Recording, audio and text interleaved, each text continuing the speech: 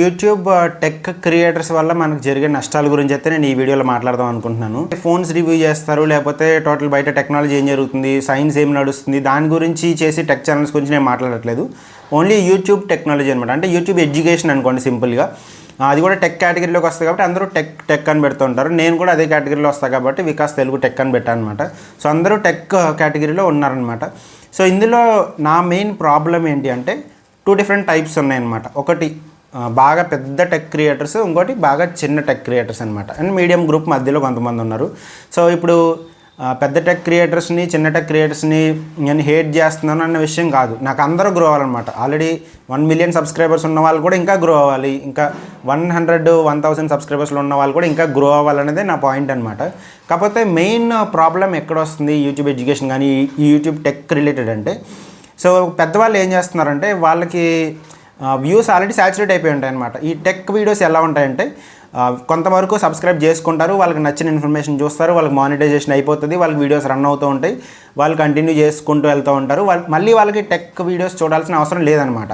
And ఇంకా కొంతమంది ఏంటంటే వాళ్ళు ట్రై చేసి ఉంటారు, కాన్సెప్ట్స్ సరిగ్గా అప్లై చెయ్యరు. వాళ్ళు ఏంటంటే ఇంకా గివప్ చేసేస్తారు అనమాట. ఇంకా అవసరం లేదు నాకు యూట్యూబ్, నేను చెయ్యను అని చెప్పి వాళ్ళు నార్మల్గా యూట్యూబ్ చూడడానికి ఇష్టపడతారు. ఇంకా క్రియేటర్ కింద వాళ్ళు కంటిన్యూ అవ్వరనమాట. సో మనకి ఒక 10,000 మంది సబ్స్క్రైబర్స్ ఉన్నా సరే యాక్టివ్గా ఉండేది ఎప్పుడు ఒక 1000 మెంబర్సే ఉంటారనమాట. అందులో ఎంతమంది మన వీడియోస్ చూస్తున్నారు లేదనేది మీరు ఆలోచించుకోండి. సో ఎప్పుడైనా సరే మీరు ఎంత పెద్ద టెక్ క్రియేటర్ ఛానల్ అయినా చూడండి, ఎంత చిన్న టెక్ క్రియేటర్ ఛానల్ అయినా చూడండి, వ్యూవర్షిప్ దాదాపుగా 10% ఉంటుంది అనమాట. 10% అంటే మీకు ఒక 10 లక్షల సబ్స్క్రైబర్స్ ఉంటే 1 లక్ష వ్యూస్ వస్తే గొప్ప మాట అనమాట. లేదా 10,000 వ్యూస్ నుంచి 1,00,000 వ్యూస్ మధ్యలో వస్తే గొప్ప మాట అనమాట. 10% లోపలే ఉంటుంది, మధ్యలో ఇంప్రూవ్ అవుతూ ఉంటాయి ఆ వీడియోని బట్టి.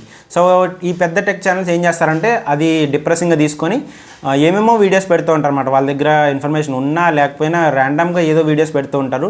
దానివల్ల ఏమవుతుందంటే వాళ్ళు చూసేవాళ్ళు ఎవరైతే ఉన్నారో ఆ 10% కాకుండా ఇప్పుడు డిఫరెంట్గా పెట్టారు కాబట్టి ఏదో ఇంట్రెస్టింగ్, ఈ సెట్టింగ్ లేకపోతే మీ ఛానల్ వేస్ట్, లేకపోతే ఈ సెట్టింగ్ పెట్టుకోకపోతే ఇంకా వీడియోస్ ముందుకెళ్ళవు, ఇలాంటివి పెట్టారనుకోండి. సో దానివల్ల ఏమవుతుందంటే ఆబ్వియస్గా అందరూ చూడడానికి ఇష్టపడతారు. ఆ 1 lakh వ్యూస్ కాస్త 10 lakh వ్యూస్ అవుతాయి. మీరు సబ్స్క్రైబర్స్ 10 lakhs ఉన్నారనుకోండి, 10 lakh వ్యూస్ అవుతాయి అనమాట. లేదా 20 lakh వ్యూస్ అవుతుంటే కొత్త వాళ్ళు కూడా చూస్తూ ఉంటారు, ఎందుకంటే ఆ క్యాచీ థంబ్నెయిల్ పెట్టారు, క్యాచీ ఇంట్రెస్టింగ్ టెక్స్ట్ పెట్టారు కాబట్టి. సో ఇక్కడ ప్రాబ్లం ఏమవుతుందంటే ఆ ఇన్ఫర్మేషన్ కరెక్టా కాదా అని చెప్పి జనాలు చాలామంది కన్ఫ్యూజ్ అవుతూ ఉంటారు, వేరే వాళ్ళని అడుగుతూ ఉంటారు, ఇది కరెక్టా కాదా అని చెప్పి ఛానల్ రివ్యూ చేయించుకోవాలి, సెట్టింగ్స్ రివ్యూ చేయించుకోవాలని మనీ పే చేయడానికి అయితే ఎక్కువ ఇష్టపడుతూ ఉంటారు అనమాట. సో సింపుల్గా ఏంటి అంటే మీరు ఒకటే ఆలోచించండి, కొన్ని కాన్సెప్ట్స్ పెద్దవాళ్ళు చెప్పారు కాబట్టి కరెక్ట్ అయిపోవు, చిన్నాళ్ళు చెప్పారు కాబట్టి తప్పు అవ్వవు అనమాట. సో దాంట్లో ఎంతవరకు నిజం ఉంది లేదు అనేది మీకు మీరు అనాలిసిస్ చేసుకోవాలి, క్రియేటర్స్గా మీకు మీరు అనాలిసిస్ చేసుకోవాలన్నమాట. ఫర్ ఎగ్జాంపుల్ రీసెంట్గా 2 అయితే నాకు చాలా హర్టింగ్ అనిపించి ఆ 2 గురించి నేను మాట్లాడతాను. యాక్చువల్లీ 3 ఉన్నాయి, 3 గురించి కూడా నేను మాట్లాడతాను అనమాట. అందులో ఫస్ట్ది ఏంటంటే యూట్యూబ్ స్టూడియో అప్లికేషన్ ఓపెన్ చేస్తే ఎక్కువసార్లు మీ వ్యూస్ తగ్గిపోతాయి. ఇది చాలా వైరల్ అయింది, హిందీలో వైరల్ అయిపోయింది, తెలుగులో వైరల్ అయిపోయింది. మొత్తం ఓవరాల్గా నేను చూస్తే అక్కడ ఇంగ్లీష్ ఛానల్స్లో వైరల్ అవ్వలేదన్నమాట. ఓన్లీ తెలుగు, హిందీ ఈ కమ్యూనిటీస్లో మాత్రమే వైరల్ అయింది. ఎందుకంటే ఇక్కడే ఎక్కువ ఈ బజ్ కానీ, ఎక్కువ క్రియేటర్స్ కానీ, ఎక్కువ ట్రై చేయాలనుకున్న వాళ్ళు కానీ ఎక్కువ ఉంటారు అనమాట. మన ఇండియాలో ఎక్కువ ఉంటారు కాబట్టి వీళ్ళని టార్గెట్ చేస్తూ మేబీ లోపల ఇన్ఫర్మేషన్ కరెక్ట్గానే ఉండొచ్చు వీడియో లోపల. కాకపోతే థంబ్నెయిల్ ఏం పెడతారంటే మీరు యూట్యూబ్ స్టూడియో ఓపెన్ చేశారంటే కనుక మీకు వ్యూస్ రావు అని పెడతారు, క్వశ్చన్ మార్క్ పెడతారు, లేదంటే ఏదో డాట్ ఏదో పెడుతూ ఉంటారు. చాలామంది వీడియోస్ చూడకుండా ఆ థంబ్నెయిల్ చూసే ఓకే యూట్యూబ్ స్టూడియో ఓపెన్ చేయకూడదు అనుకుంటా. అసలు యూట్యూబ్ స్టూడియో అప్లికేషన్ మనకి ఇచ్చిందే మనం ఓపెన్ చేసుకుని మన అనలిటిక్స్ చూసుకోవడానికి. మళ్ళీ దాంట్లో చూడకూడదు, లేకపోతే ఎక్కువసార్లు చూస్తే మనకి వ్యూస్ తగ్గిపోతాయి. ఇదేమి క్రెడిట్ కార్డ్ స్కోర్ కాదు. క్రెడిట్ కార్డ్ స్కోర్ అనుకోండి, మీరు ఎక్కువసార్లు చూసుకుంటూ ఉంటే సిబిల్ స్కోర్ తగ్గిపోతూ ఉంటుంది అనమాట. ఎందుకంటే అక్కడ ఎక్కువసార్లు చూసుకుంటూ ఉంటే వాళ్ళకి ఏదో లోన్ కావాలని ఇంట్రెస్ట్ ఉందో, ప్రతిసారి చెక్ చేసుకుంటున్నారని వాళ్ళ ఓవరాల్ సిబిల్ స్కోర్ తగ్గిపోతుందని ఏదో ఉంటుంది అనమాట. ఇది అలా కాదు కదా, మీకు అనాలిసిస్ చేసుకోవడానికే మీకు అప్లికేషన్ ఇచ్చారు, మీరు చూడడానికి అప్లికేషన్ ఇచ్చారు. ఒకసారి కాదు, 100 సార్లు కాదు, 1,00,000 సార్లు కాదు, రోజుకి 1,000,000 సార్లు చూడండి, మీ ఛానల్కి ఏం ప్రాబ్లం ఉన్నది. మీ కంటెంట్ మాత్రమే మిమ్మల్ని ముందుకు తీసుకెళ్తుంది అనమాట. సో ఈ కాన్సెప్ట్ పట్టుకుని పెద్దవాళ్ళు వాయించేశారు, చిన్నవాళ్ళు వాయించేశారు అనమాట. అది చాలా బ్యాడ్. మీకు ఇన్ఫర్మేషన్ కంప్లీట్గా తెలిస్తే దాని గురించి చెప్పండి, థంబ్నెయిల్లో క్లియర్గా పెట్టండి, ఈ చేస్తే అవుతుందా లేదా అని చెప్పి మీరు క్వశ్చన్లా పెట్టాలనుకుంటే క్వశ్చన్ని క్లియర్గా పెట్టండి, ఇన్ఫర్మేషన్ వీడియోలో ఉంది అన్నట్టుగా పెట్టండి. డైరెక్ట్గా స్టేట్మెంట్లో అయితే పెట్టకండి. దానివల్ల చాలామంది క్రియేటర్స్, చాలామంది కొత్తగా యూట్యూబ్ చూడాలనుకునే వాళ్ళు కన్ఫ్యూజ్ అవుతున్నారనమాట. యూట్యూబ్ చేయాలనుకునే వాళ్ళకి చాలా కన్ఫ్యూషన్స్ అయితే వస్తున్నాయి అనమాట. సో అది మాత్రం అవాయిడ్ చేయండి. సెకండ్ థింగ్ ఏంటంటే ఈ మధ్య పుష్ నోటిఫికేషన్ వచ్చాయి కదా, పుష్ టు సబ్స్క్రిప్షన్ ఫీడ్ అని చెప్పి అదొకటి వచ్చింది. అది కూడా పెద్ద ఛానల్స్ వాళ్ళు పెట్టారనమాట, చిన్న ఛానల్స్ వాళ్ళు కూడా పెట్టారు. ఈ ఆప్షన్ చెక్ చేసి లేకపోతే కనుక మీకు వ్యూస్ రావు అని చెప్పారనమాట. సో ఈ ఆప్షన్ పెట్టకపోతే వ్యూస్ రావు అన్నప్పుడు అసలు మనకి యూట్యూబ్ ఆ ఆప్షన్ ఎందుకు ఇస్తుంది చెప్పండి? సింపుల్ లాజిక్ ఆలోచించండి. అసలు యూట్యూబ్ ఆ ఆప్షన్ ఇవ్వాల్సిన అవసరం ఉంది. తీసేసి డైరెక్ట్గా అందరికీ సబ్స్క్రిప్షన్ పెట్టచ్చు, సబ్స్క్రిప్షన్ పెట్టకుండా ఉండొచ్చు అని అనుకోవచ్చు కదా. సో చాలామంది నన్ను కామెంట్ చేసి అడిగారనమాట, ఈ సెట్టింగ్ నాకు చెక్ చేస్తారా లేదా, ఈ సెట్టింగ్ నాకు చెక్ చేస్తారా లేదా అని చెప్పి. వాళ్ళ వీడియోస్ ఓపెన్ చేసుకుని ఆ సెట్టింగ్ బ్లర్ అయిపోయి ఉంటుంది అనమాట, అంటే మాస్క్ అయిపోయి ఉంటుంది. మీరు మళ్ళీ మార్చలేరు అనమాట. వీడియో అప్లోడ్ చేసిన తర్వాత మీరు ఆ ఆప్షన్ మార్చలేరు, వీడియో అప్లోడ్ చేయక ముందు మాత్రమే మార్చగలుగుతారు. సో ఇది మార్చాలి, ఏం చేయాలో అర్థం కావట్లేదు, ఇలా కన్ఫ్యూజ్ అవుతూ ఉన్నారనమాట. ఆ సెట్టింగ్ వల్ల మీకు ఎటువంటి ఉపయోగం లేదు. ఆ సెట్టింగ్ ఎందుకు ఇచ్చారో కూడా నేను క్లియర్గా ఎక్స్ప్లెయిన్ చేస్తాను. సో మీకు ఇక్కడ స్క్రీన్ మీద కావాలంటే చూడండి సెట్టింగ్ ఏంటి అనేది. So push to subscription feed కానీ, లేకపోతే నోటిఫికేషన్ ఫీడ్ కానీ, సెండ్ నోటిఫికేషన్ కానీ, సబ్స్క్రిప్షన్ ఫీడ్ కానీ అనమాట. అది మీకు డిసేబుల్ చేయడానికి ఒక స్కోప్ ఉంది. ఎందుకు అంటే మీరు కావాలంటే దాన్ని తీసేయచ్చు. ఆ ఒక్క రీజన్ కోసం అది ఇచ్చారనమాట. ఎందుకు తీసేయచ్చు, ఎవరి కోసం తీసేయచ్చు అనేది మీరు ఆలోచించండి. సో ఎవరైనా ఒక కేటగిరీ చేస్తున్నారు, మిక్స్డ్ కేటగిరీ చేశారు, ఏదో ర్యాండమ్గా చేశారు, వాళ్ళకి ఒక 1000 సబ్స్క్రైబర్స్ వచ్చారు. సో ఎప్పుడైనా సరే మీ వీడియో, మీరు కొత్త వీడియో పెట్టారనుకోండి, యూట్యూబ్ ఏం చేస్తుంది, ఆ సబ్స్క్రైబర్స్కి ట్రై చేస్తుంది అనమాట. నోటిఫికేషన్స్ ద్వారా లేకపోతే సబ్స్క్రిప్షన్ ఫీడ్ ద్వారా వాళ్ళకి చూపించడానికి ట్రై చేస్తుంది. ఆ 1000 మెంబర్స్ చూస్తున్నారనుకోండి, వాళ్ళకి ఇంట్రెస్టింగ్గా ఉంది, చూస్తున్నారనుకోండి, అప్పుడు మీ వీడియోని ముందుకి పుష్ చేయడానికి ట్రై చేస్తారనమాట. ఆ 1000 మెంబర్స్కి నచ్చలేదు, ఆ వీడియో అసలు బాగాలేదనుకోండి, అప్పుడు ఏం చేస్తారు, ఆ వీడియో డౌన్ అయిపోతుంది అనమాట, ఆ వీడియో ముందుకు వెళ్ళదు. సో ఈ సబ్స్క్రిప్షన్స్, ఈ నోటిఫికేషన్ ఫీడ్, ఈ ఆప్షన్ ఎనేబుల్ అయి ఉంటుంది కాబట్టి డైరెక్ట్గా వాళ్ళకి వెళ్తుంది. ఎప్పుడైతే ఎవరైనా కేటగిరీ చేంజ్ చేయాలి, లేదా నా సబ్స్క్రైబర్స్ ఈ పర్టికులర్ టాపిక్లో ఉన్నారు, వాళ్ళకి వెళ్ళకూడదు ఈ వీడియో, కొత్తగా సర్చ్ బేస్డ్ ఆప్టిమేషన్ అంటే SEO చేస్తారు కదా, మీరు ఏదో ఒక టైటిల్ పెడతారు కదా, ఆ టైటిల్ ఎవరు సెర్చ్ చేస్తే వాళ్ళకి వెళ్ళాలి. లేదా ఎవరైతే బ్రౌజ్ చేస్తున్నారో, డైరెక్ట్గా టైప్ చేసి నాకు ఇది కావాలని చెప్పి బ్రౌజ్ చేస్తూ ఉంటారు కదా, టైప్ చేసి ఆ బ్రౌజ్ ద్వారా వెళ్ళాలి నాకు వ్యూస్, దీని ద్వారా వెళ్ళకూడదు, ఈ సబ్స్క్రైబర్స్కి వెళ్తే నా వీడియో చచ్చిపోతుంది, ఇటు వెళ్ళకుండా ఇటు వెళ్ళాలి, బ్రౌజ్ వాళ్ళకి, లేదా కొత్తగా చూస్తున్న వాళ్ళకి, కొత్తగా నా ఛానల్ చెక్ చేస్తున్న వాళ్ళకి, లేదా సెర్చ్ చేస్తున్న వాళ్ళకి నా వీడియో వెళ్ళాలి అని అనుకుంటేనే మీరు ఆ చెక్ బాక్స్ని రిమూవ్ చేయాలన్నమాట. సో ఎందుకు ఇచ్చారనేది మీకు ఆప్షన్ క్లియర్గా అర్థమైంది కదా. మీ కేటగిరీని చేంజ్ చేసుకుంటున్నప్పుడు మీరు ఆ ఆప్షన్ని డిజేబుల్ చేసి మీ సబ్స్క్రైబర్స్కి కాకుండా వేరే వాళ్ళకి మీ వీడియోని ప్రమోట్ చేయమని చెప్పడానికి ఆ బాక్స్ ఇచ్చారనమాట. అంతేగాని ఆ బాక్స్ తీసేస్తే మీకు వ్యూస్ రావు అనడానికి ఏం లేదు. చాలాసార్లు మీరు అబ్జర్వ్ చేయండి, మీకు వైరల్ అయిన వీడియోస్లో మీకు నోటిఫికేషన్ నుంచి లేకపోతే సజెస్టెడ్ నుంచి వచ్చిన వ్యూస్ కన్నా కంపేర్ చేస్తే బ్రౌజ్ నుంచి, సెర్చ్ నుంచి వచ్చిన వ్యూసే ఎక్కువ ఉంటాయన్నమాట, మీకు వైరల్ వీడియోస్ అయి ఉంటాయి. సో ఎప్పుడైనా సరే మీ ఛానల్లో మీరు వైరల్ వీడియోస్ చేయాలని అనుకుంటే మీరు ఆ ఆప్షన్ ఎందుకు చేస్తారా, ఆ ఆప్షన్ మీకు యాజ్ ఇట్ ఈస్ ఉంచినా పర్లేదు, లేకపోయినా పర్లేదు, కానీ మీకు బ్రౌజ్ నుంచి కానీ సెర్చ్ నుంచి కానీ ఎక్కువ వ్యూస్ వస్తూ ఉంటాయి అన్నమాట. సో ఈ ఆప్షన్ ఉందా లేదా అన్న విషయం మీరు పట్టించుకోకండి. ఎప్పుడు మీకు కావాలి అంటే మీరు కేటగిరీ చేంజ్ చేస్తున్నప్పుడు మాత్రమే మీకు ఆప్షన్ కావాలన్నమాట. సో మరి అది ఎందుకు అట్లా చెప్తున్నారు పెద్ద క్రియేటర్స్, వాళ్ళకి అంత క్లియర్ ఐడియా ఎందుకు లేదు. సింపుల్ కాన్సెప్ట్ అనమాట. అది చెక్ చేయకపోతే వ్యూస్ రావు అంటే అది ఆల్రెడీ చెక్డే ఉంటుంది, డిఫాల్ట్గా టిక్ కొట్టే ఉంటుంది, మీరు ఏం చేయాల్సిన అవసరం లేదనమాట. సో అయినా దాని గురించి మీరు చెక్ చేసుకోండి, అది ఉందా లేదా చెక్ చేసుకోండి అంటే ఎవరో దాన్ని అన్చెక్ అయితే చేయరు. చిన్న క్రియేటర్స్ ఎవరు, కొత్తగా స్టార్ట్ అయిన క్రియేటర్స్ ఎవరు దాన్ని తీసేయాలి ఆప్షన్ అని చెప్పి ఎవరు అనుకోరు అనమాట. డిఫాల్ట్ ఉన్న దానికోసం ఎందుకు మనం వీడియోస్ చేయాలి, దానికోసం ఎందుకు జనాల్ని కన్ఫ్యూజ్ చేయాలి, ఎందుకు కంగారు పెట్టాలి అనేది నా కాన్సెప్ట్ అనమాట.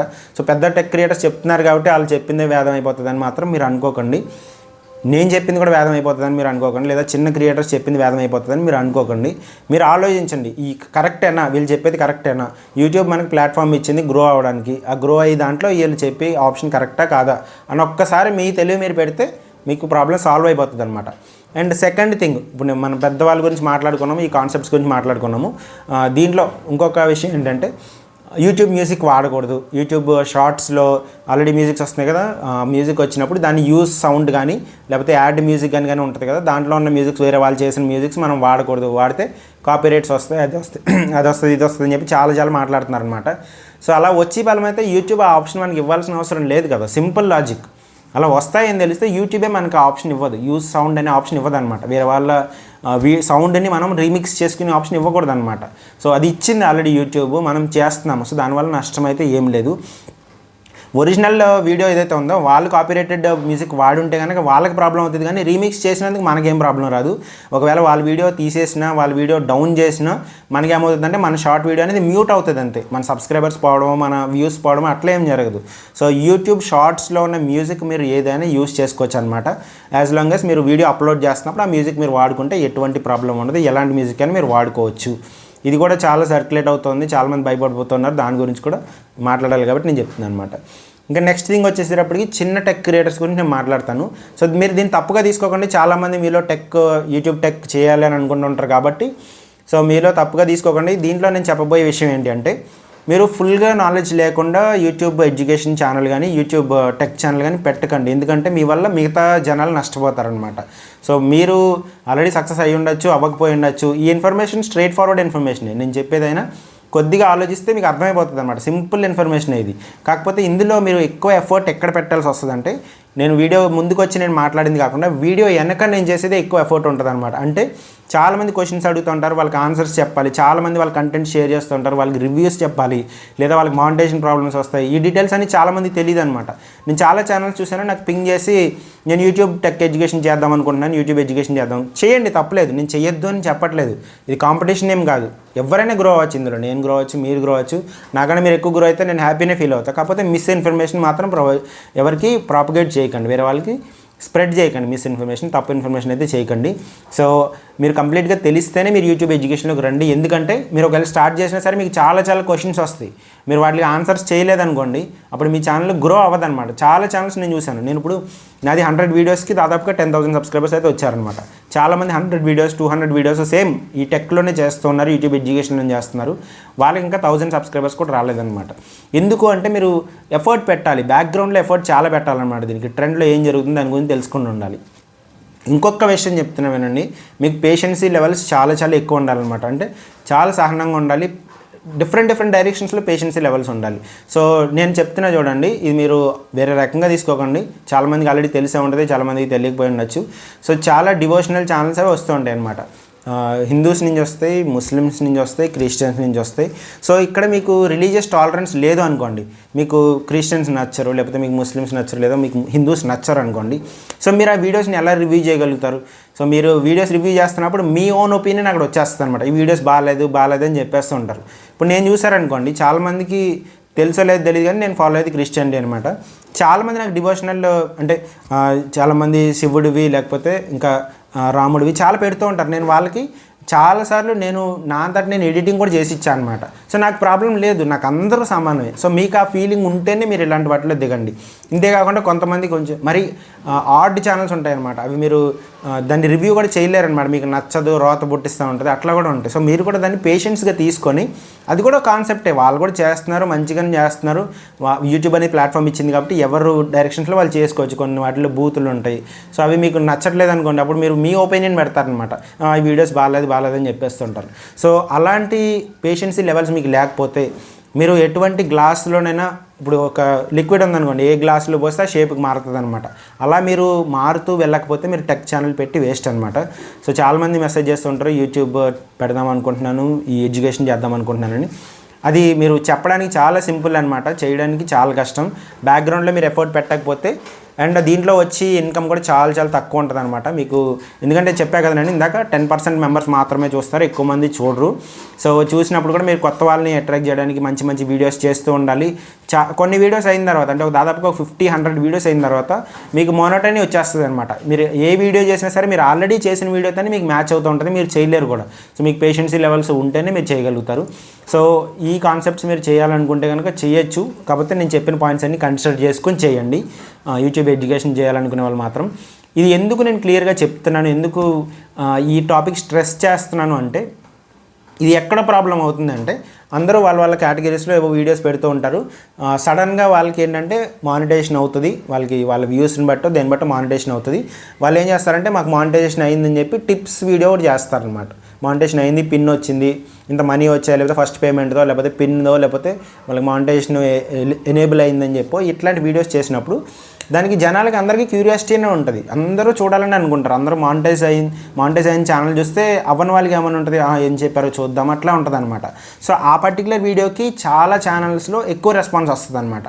అప్పటి వరకు 100, 200, 300, 1000, 5000 అలా వ్యూస్ వచ్చాయనుకోండి. ఈ పర్టికులర్ వీడియోకి సడన్గా 10,000 వ్యూస్ చూసేటప్పటికి మీరు ఏమనుకుంటారంటే ఓకే నేను ఈ టెక్ దాంట్లో కంటిన్యూ చేయాలని అనుకుంటూ ఉంటారు అనమాట. కాకపోతే మిమ్మల్ని క్వశ్చన్స్ అడుగుతూ ఉంటారు, మీరు ఏ కెమెరా వాడారు, ఏ మైక్ వాడారు, ఇవన్నీ క్వశ్చన్స్ అడుగుతూ ఉంటారు. కాకపోతే మీరు అనుకున్నంత సింపుల్ అయితే కాదనమాట. వెనకాల చాలా బ్యాక్గ్రౌండ్ వర్క్ అయితే చేయాలి. మీరు అప్డేటెడ్గా ఉండాలి, ఎప్పుడు ఏం జరుగుతుంది, అల్గారిథం ఎలా మారుతుంది అని చెప్పి మీరు ఎనాలిసిస్ చేసుకుంటూ ఉండాలన్నమాట. నేను స్ట్రైట్ ఫార్వర్డ్గా అయితే ర్యాండమ్గా అయితే రాలేదు. నేను కూడా బ్యాచిలర్స్ డిగ్రీ చేస్తాను, NIT వరంగల్లో అయితే చేశాను అనమాట. ఇది ఎందుకో నేను ప్రౌడ్గా చెప్పుకోవడానికి చెప్పట్లేదు, క్రెడిబిలిటీని చూపించుకోవడానికి చెప్తున్నాను అనమాట. అంటే నేను ఎనాలిసిస్ చేస్తే అది కరెక్ట్గా ఉంటుంది అని చెప్పి మీకు క్లియర్గా చెప్పడానికి చెప్తున్నాను అనమాట. సో ఇది వరకు ఇంతకు ముందు ఎప్పుడో స్టార్ట్ చేశారు కాబట్టి ఎక్కువ మంది సబ్స్క్రైబర్స్ వచ్చారు కాబట్టి వాళ్ళు టాప్ క్రియేటర్స్ అయ్యి ఉండొచ్చు. కానీ వాళ్ళకన్నా ఈ మీడియం క్రియేటర్స్ ఎవరైతే ఉన్నారో, ఫర్ ఎగ్జాంపుల్ మీరు మాధురి టెక్ వాళ్ళు తీసుకోండి, జెన్యూన్ అనమాట, జెన్యూన్ అండ్ ప్రాపర్ ఇన్ఫర్మేషన్ ఉంటుంది. మీరు అలాంటి ఛానల్ ఫాలో అవ్వండి, నా ఛానల్ ఫాలో అవ్వండి. ఇంకా మీరు అబ్జర్వ్ చేయండి, మీకు జెన్యూనిటీ ఉందా, కరెక్ట్ ఇన్ఫర్మేషన్ ఉందా లేదని అర్థం చేసుకుని వాళ్ళని మాత్రమే ఫాలో అవ్వండి. సో మిగతా ఇన్ఫర్మేషన్ కావాలంటే మీకు ఎక్కడైనా దొరుకుతుంది, జనరల్ ఇన్ఫర్మేషన్ మీకు ఎక్కడైనా దొరుకుతుంది.